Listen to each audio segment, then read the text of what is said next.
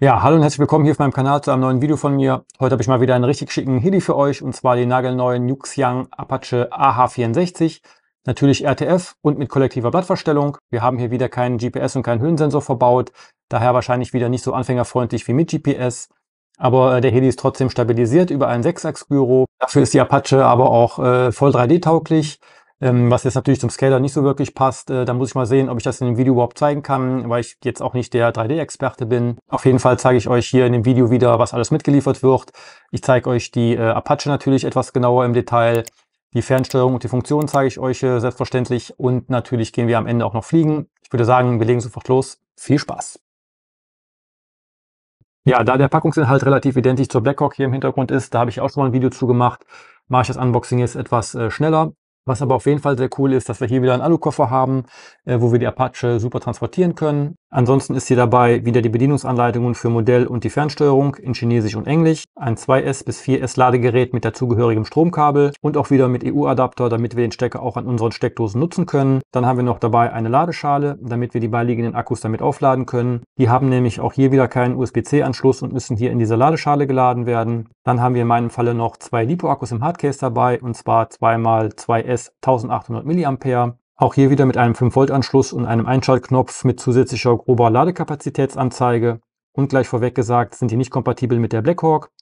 Als nächstes haben wir noch drei Tüten dabei. Einmal mit dem Ersatz 4-Blatt Heckpropeller und ein paar Aufklebern. Dann einmal mit ein paar Scale-Anbauteilen wie Raketenwerfer, Raketen und MGs. Und einmal mit den Ersatzrotorblättern, den Ersatzreifen und ein bisschen Werkzeug und Schrauben. Dann haben wir natürlich wieder eine Fernsteuerung dabei, und zwar die T6, die auch wieder im Futaba-Protokoll SFH-SS sendet. Die zeige ich euch natürlich gleich wieder etwas genauer. Und last but not least die wunderschöne Apache AH64, und die schauen wir uns wie immer als nächstes etwas genauer an. Ja, wir haben hier wieder einen richtig coolen kleinen Scaler im Maßstab 1:32 und wieder mit richtig vielen Details am Rumpf. Ich habe hier auch direkt wieder die Scale-Anbauteile angebracht. Die werden ja hier nur links und rechts an den kleinen Auslegern eingesteckt. Die MG wird übrigens nicht am Rumpf befestigt, sondern hier auf den Akku aufgesteckt. Da muss man dann beim Akkuwechseln immer umstecken, wenn man die MG montiert haben möchte. Ich hoffe, die fällt im Flug auch nicht ab, denn sie ist hier nur mit den zwei Pins angesteckt. Auch bei der Apache haben wir über das gesamte Modell wieder sehr viele Nieten angebracht, gefühlt noch mehr als bei der Blackhawk. Das sieht richtig cool aus. Auch hier rund um die Fenster sind richtig viele Nieten verteilt. Und wie man sehen kann, hat die Apache klare Scheiben, was auch ganz cool ist. Auch wenn man jetzt hier die ganze Elektronik sieht, aber das fällt jetzt nicht so stark auf. Wir haben auch wieder kleine Scheibenwischer an den Cockpitscheiben und hier oben noch einen kleinen Cable Cutter. Was auch richtig cool ist, hier vorne die Sensor- und Zielerfassungseinheit der Apache, was für die Größe auch sehr schön detailliert gemacht ist.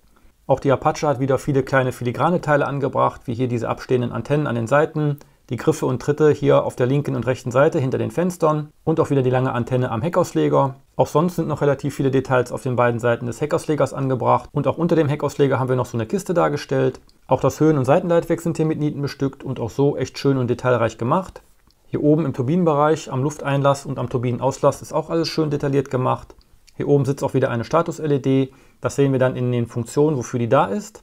Wir haben hier natürlich auch wieder einen 4-Blatt Hauptrotor mit diesen abgewinkelten Rotorblättern. Diese bestehen hier auch wieder aus stabilem Nylon-Kohlefaserverbund. Und typisch für die Apache haben wir auch hier ein Radar oben auf dem Rotorkopf. Der dreht sich allerdings im Modell mit. Ich glaube, beim Original steht er still und dreht nicht mit. Am Heck haben wir dann ebenfalls einen 4-Blatt Heckpropeller verbaut, der sogar auch auf der richtigen Seite sitzt, also wie beim Original links. Beide Rotore werden angetrieben über je einen Brushless Direktantrieb. Und zwar ist der Hauptrotor ein 4306er 540 kV Brushless. Und der Heckrotor ist ein 1206er 5500 kV Brushless Motor. Die Taumelscheibe wird wieder von 4,3 Gramm Metallgetriebeservos angesteuert. Die sind auch hier wieder im 120 Grad Winkel zueinander angeordnet. Die Rotorwelle, die Taumelscheibe und auch das Rotorkopfzentralstück bestehen hier aus Aluminium, die Blatthalter aus Kunststoff. Auf der Unterseite haben wir dann noch das Hauptfahrwerk und das Spornrad. Beides wurde auch sehr scale nachgebildet. Das Hauptfahrwerk lässt sich auch wieder einfedern, was ich auch sehr cool finde. Ein paar Decals haben wir natürlich auch noch angebracht. Ein paar sind hier auch schön mit unter dem Lack angebracht, wie zum Beispiel der United States Army Schriftzug oder auch die Zähne und Augen hier vorne.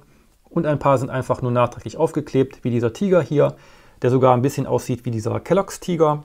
Wer möchte, kann natürlich auch die separat beiliegenden Aufkleber noch anbringen. An Beleuchtung haben wir dieses Mal etwas weniger als zum Beispiel bei der Blackhawk. Hier gibt es nämlich nur die seitlichen Positionsleuchten, eine Leuchte oben am Seitenleitwerk und wenn man noch dazu zählen will, die Status-LED. Wie eben schon gesagt, haben wir hier auch wieder kein GPS und keinen Höhensensor verbaut, aber es soll demnächst wohl noch eine Apache mit GPS kommen.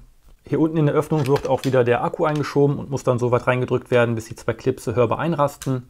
Zum Rausholen muss man dann einfach die beiden Klipse wieder zusammendrücken und den Akku rausheben. Wie eben schon erwähnt, sind die Akkus leider nicht kompatibel mit den Blackhawk-Akkus. Die haben nämlich ein anderes Format, auch wenn das Prinzip das gleiche ist. Die Technik mit dem Multiboard und dem Gyro befindet sich hier oben unter der Cockpithaube. Wenn man da mal dran muss, dann kann man die Haube hier oben aufschrauben und abnehmen. Der Rotorkreis der Apache beträgt 450 mm, die Rumpflänge ca. 490 mm und wir haben ein Abfluggewicht mit Akku von ca. 560 Gramm und die Flugzeit beträgt in etwa 9 bis 12 Minuten, je nach Flugstil. Ja, auch hier wieder ein richtig schickes Modell und ich würde sagen, ich zeige euch jetzt nochmal die Fernsteuerung und die Funktionen. Ja, wir haben hier wieder eine 2,4 GHz Fernsteuerung aus Kunststoff. Diese sendet im Protokoll FHSS, wie zum Beispiel auch Futaba. Die Fernsteuerung hat eine gute Größe und liegt auch wieder ganz gut in der Hand. Die Knüppelaggregate bestehen hier ebenfalls aus Kunststoff und die Knüppel selber aus Aluminium. Diese lassen sich auch wieder in der Länge etwas anpassen. Hier mittig sitzt der Powerknopf. Wenn wir den ca. 2 Sekunden gedrückt halten, geht die Fernsteuerung an. Hier oben befindet sich noch eine blaue und eine rote LED und darunter ein Lautsprecher. Unten haben wir dann ein großes LCD-Display. Hier werden unter anderem ein paar Infos angezeigt, zum Beispiel ob der Sender sich im Mode 1 oder Mode 2 befindet, den Batteriestand des Senders und so weiter. Rechts und links neben dem Display haben wir noch ein paar Knöpfe, und zwar rechts 2 Auswahltasten, mit denen wir im Menü die Parameter umstellen können, und links mit der oberen Taste können wir in das Menü der Fernsteuerung reingehen und mit der unteren Taste können wir das Menü wieder verlassen. Im Menü selber können wir dann noch einige Parameter abändern, wie zum Beispiel die Gaskurve, die Pitchkurve, Expo und so weiter. Eigentlich alles, was man so mit einer anderen Fernsteuerung auch einstellen kann. Man kann bei der Fernsteuerung auch den Flugmod von Mode 2 auf Mode 1 ändern. Dazu einfach beim Einschalten der Fernsteuerung den Mode-Knopf gedrückt halten, dann den jeweiligen Gasstick einmal hoch und runter bewegen, also den rechten Stick für Mode 1 und den linken Stick für Mode 2. Dann ist der Sender schon mal elektronisch umgestellt. Dann müssen wir allerdings natürlich auch noch den Sender mechanisch umstellen, weil der Pitchknüppel ja nicht federrückgestellt ist. Das macht man hier hinten ganz einfach mit einem Schraubendreher, steht aber auch alles in der Anleitung. Man muss aber den Sender dafür nicht mehr aufschrauben. In der Mitte unter dem Powerknopf gibt es noch eine Aufhängeöse für einen Nackengurt und mit den Trimmknöpfen können wir alle Achsen noch etwas nachtrimmen. Oben haben wir dann noch 4 Schalter, und zwar ganz rechts haben wir den zweistufigen Throttle Hold bzw. Motorausschalter. Hiermit können wir den Motor sperren, damit er nicht ungewollt anlaufen kann. Das heißt, ist der Schalter nach oben gelegt, ist der Motor gesichert, und wenn wir den Schalter nach unten legen, können wir den Motor starten. Was ich persönlich ein bisschen schade finde, denn ich hätte es besser gefunden, wenn es andersrum gewesen wäre, dass der Motor nach unten gesichert ist. Dann haben wir als nächstes einen zweistufigen Schalter zur Auswahl der Taumelscheibenausschläge. Heißt, wir können hier zwischen einem geringeren und einem höheren Ausschlag der Taumelscheibe wählen. Der jeweilige Mode wird auch hier im Display in diesem Dreieck angezeigt. Die kleine Spitze heißt kleiner Ausschlag und die große steht für höhere Ausschläge. Auf der linken Seite haben wir dann ebenfalls noch einen 2-Stufen-Schalter. Hier können wir zwischen dem 6G-Modus und dem 3D-Modus hin und her schalten. Das heißt, im 6G-Modus mit einer grünen LED am Heli angezeigt, ist der Heli über den Gyro stabilisiert und in den Ausschlägen begrenzt und fliegt somit eigenstabiler und geht bei Loslassen des Knüppels wieder in die neutrale Flugposition zurück. Und im 3D-Modus mit einer roten LED am Heli angezeigt, können wir dann freier fliegen und er ist nicht mehr so stark stabilisiert und geht auch nicht mehr in die Neutralposition zurück, wenn wir den Knüppel loslassen. Möchte man, sofern man es beherrscht, Rollen, Loopings oder auf dem Rücken fliegen mit dem Heli, müssen wir den letzten Schalter links unten verstellen. Hier können wir nämlich zwischen einer Gaskurve und einer Gasgeraden umstellen. Das heißt, ist der Schalter nach unten geschaltet, erhöhen wir ja mit dem Pitchhebel auch gleichzeitig die Drehzahl bis etwa zur Knüppelmitte. Von dort aus bleibt die Drehzahl dann konstant und ziehen wir den Knüppel dann zurück, verringert sich auch die Drehzahl am Heli wieder auf 0 und der Motor geht aus. Wenn wir dann richtiges 3D fliegen möchten, also auch zum Beispiel auf dem Rücken, dann müssen wir ja Negativ-Pitch haben, indem wir den Pitchknüppel nach unten ziehen. Dabei darf die Drehzahl aber natürlich nicht weniger werden. Daher müssen wir für den 3D-Flug den Schalter hochschalten für eine konstante Drehzahl, die dann bei jeder Knüppelstellung gleich bleibt. Die ist dann auch etwas höher als die in der unteren Stellung, sieht man auch hier in der Anzeige auf dem Display. In dieser Stellung ändert sich dann auch gleichzeitig noch die Pitchkurve. Hier hat man dann mehr Negativ-Pitch zur Verfügung, damit man eben auch auf dem Rücken fliegen kann. Und auch der Positiv-Pitch wird hier etwas erhöht. Diese Stellung kann man übrigens auch im 6G-Modus aktivieren. In dieser Stellung muss man natürlich darauf achten, dass der Motor nach dem Landen nicht von alleine ausgeht. Hier muss man dann den Motor über den Throttle-Hold-Schalter abschalten. Und zu guter Letzt haben wir hier oben noch die Antenne sitzen. Hier hinten noch einen Griff zum Tragen. In der Mitte gibt es noch einen Anschluss für ein Simulatorkabel. Und auf der Rückseite unten haben wir noch das Batteriefach. Hier passen 4 AA-Batterien rein.